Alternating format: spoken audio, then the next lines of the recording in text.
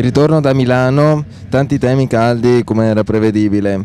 In mattinata il problema delle ANCI regionali e dei loro rapporti col governo. Nel pomeriggio il rapporto anche il tema dell'Expo, trattato insomma come veicolo di ulteriore promozione e grande promozione per i comuni, per tutti i comuni italiani. Insomma, questa mattina alle 10:30 ci siamo visti con tutti i presidenti regionali di ANCI regionale, con il presidente nazionale Fassino.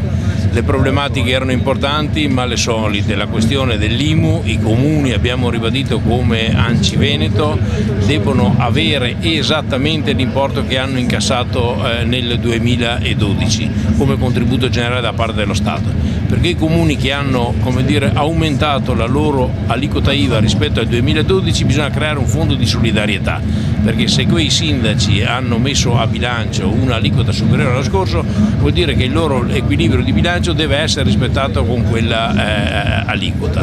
Poi abbiamo ribadito la solita questione della TARES.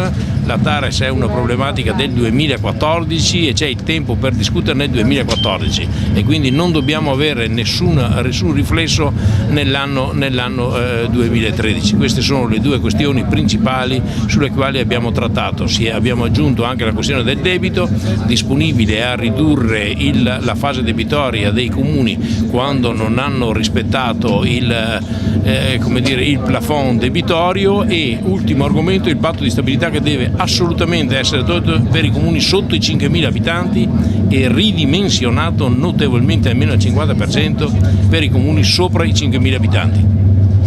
Perfetto. E invece all'Expo, lei da sindaco di Negrara ha parlato delle opportunità enogastronomiche e vitivinicole del territorio, e da presidente ANCI Veneto cosa sente consigliare ai comuni, quali veicoli di promozione e che volano vede per l'economia di tutti i comuni veneti?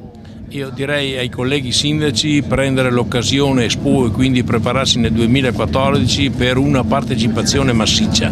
È un volano che presenta tutti i comuni, anche i più piccoli, in tutto quanto il mondo, con le opportunità operative dei comuni, quindi è estremamente importante coinvolgere tutte le aziende produttive, ancorché piccole, e portarle in Expo a Milano 2015.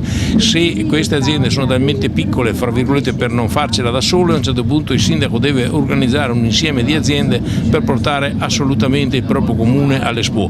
Vuol dire avere milioni di cittadini che arrivano a Milano e che poi si riversano sul territorio di tutti gli 8.500 comuni italiani. È un'occasione irripetibile, il 2015 i sindaci devono essere assolutamente protagonisti. Perfetto, grazie Presidente.